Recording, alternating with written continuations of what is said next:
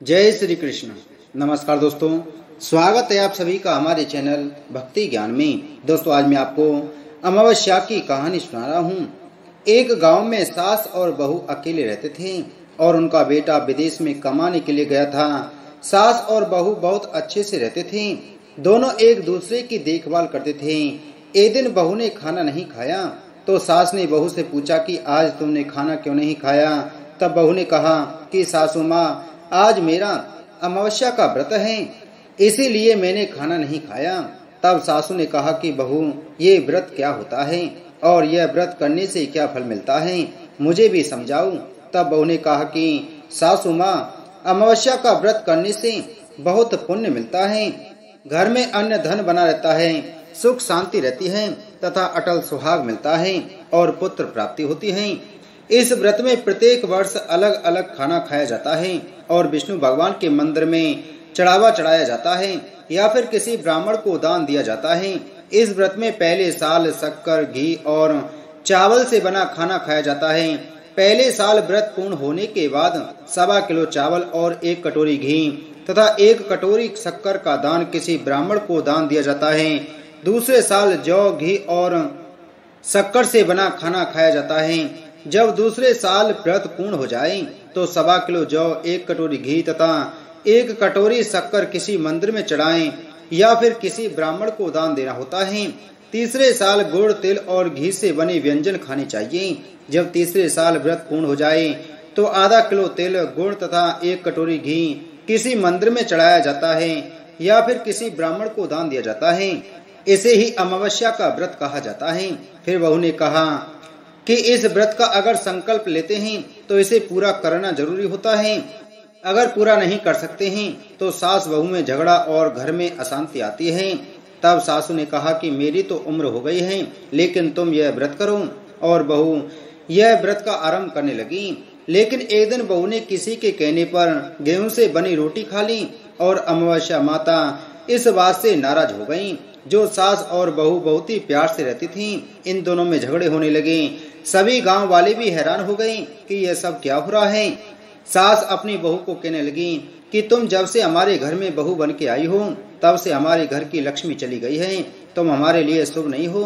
तब बहू ने कहा कि आपके घर की लक्ष्मी चली गई है तो कहाँ मिलेगी, मुझे बताओ, मैं लक्ष्मी को लेकर आऊंगी।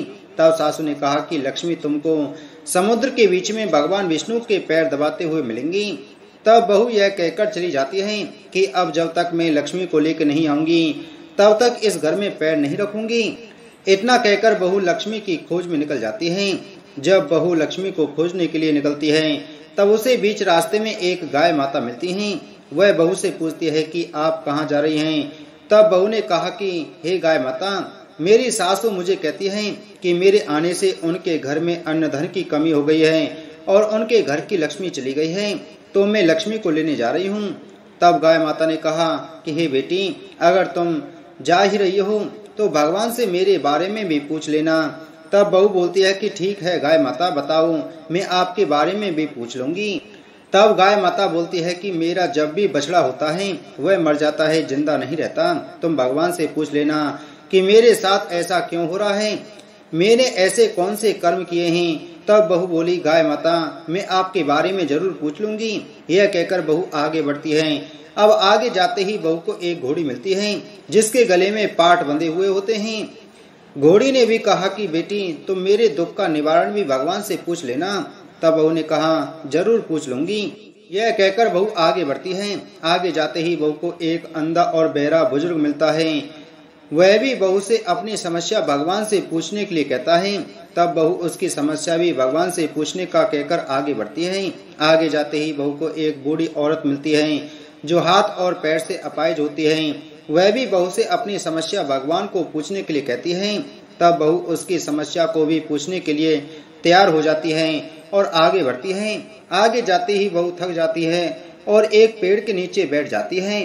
तब आम का पेड़ खुश होकर बहू से पूछता है कि बेटी, तुम कहाँ से आई हो और कहाँ जा रही हो। तो तब बहू बताती है वह लक्ष्मी को लेने जा रही है। तब पेड़ भी अपनी समस्या भगवान को पूछने के लिए कहता है कि मेरे पेड़ पर लगे आम खट्टे ही क्यों होते हैं, इस बारे में भगवान को जरूर पूछना। तब बहू उसकी समस्या लेकर आगे बढ़ती है। आगे जाते ही बहू को एक तलाई मिलती है। वह भी बहू को बताती है कि तुम भगवान से पूछना कि मेरी तलाई का पानी इतना मैला क्यों है, कोई भी इसे नहीं पीता है। तब बहू कहती है जरूर पूछ लूंगी, और कहकर आगे बढ़ती है। बहुत दिन जंगल में चलते चलते बहू थक जाती है। उसे भूख भी लगी होती है, लेकिन खाने को नहीं मिलने से वह थक जाती है और जंगल में बेहोश हो जाती है। उसी समय भगवान विष्णु और माता लक्ष्मी वहां विचरण करते हुए आते हैं। तब माता लक्ष्मी विष्णु जी से कहती हैं कि हे नाथ, यह आपकी बहुत बड़ी भक्त है, आप इसके दुखों का निवारण करो। तब भगवान विष्णु कहते हैं कि इस संसार में बहुत जीव दुखी हैं, सभी अपने अपने कर्मों का फल भोग रहे हैं, किस किस के दुख का निवारण मैं करूं। तब माता लक्ष्मी ने विष्णु जी से विनती की और कहा कि वह भूखी प्यासी है और इसे यहाँ अगर ऐसे ही छोड़ दिया तो जंगली जानवर उसे अपना शिकार बना देंगे। माता लक्ष्मी की बात सुनकर भगवान विष्णु एक साधु का वेश धारण करके आते हैं और बहू के पास जाते हैं और होश में लाते हैं। बहू के होश में आते ही साधु वेश में भगवान उससे पूछते हैं कि वह यहाँ क्यों आई है और कहाँ जा रही है। तब बहू पूरी बात बताती है। उसकी बात सुनकर भगवान विष्णु और माता लक्ष्मी प्रकट होते हैं। उनके साथ अमावस्या माता भी प्रकट होती हैं। बहू उनके चरणों में गिरकर वंदना करने लगी।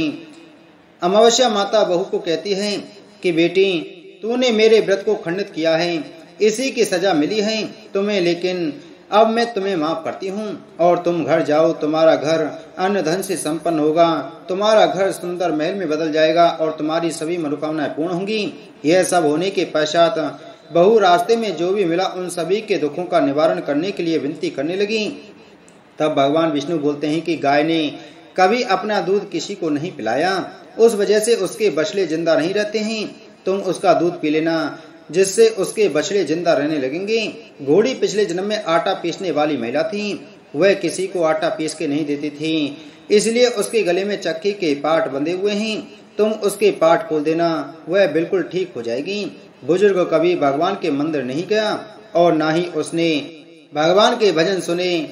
तुम उसको मंदिर ले जाना और दर्शन करवा देना, वह ठीक हो जाएगा। बुजुर्ग महिला जो थी उसने कभी भी अपनी जवानी में दान पुण्य नहीं किया, इसलिए उसे यह सजा मिली है। तुम उससे दान करवा देना तो उसकी विकलांगता दूर हो जाएगी। उस आम के पेड़ ने कभी किसी बच्चे को अपने आम खाने नहीं दिए, इसीलिए उसके सभी आम खट्टे होते हैं। तुम उस पेड़ का आम खा लेना, फिर उस पेड़ पर मीठे आम आएंगे। तलाई का पानी पिछले जन्म में देवरानी जेठानी थी, वह हमेशा झगड़ती रहती थी, इसलिए उसका पानी मैला है। तुम उसका पानी पी लेना, वह तलाई शुद्ध हो जाएगी।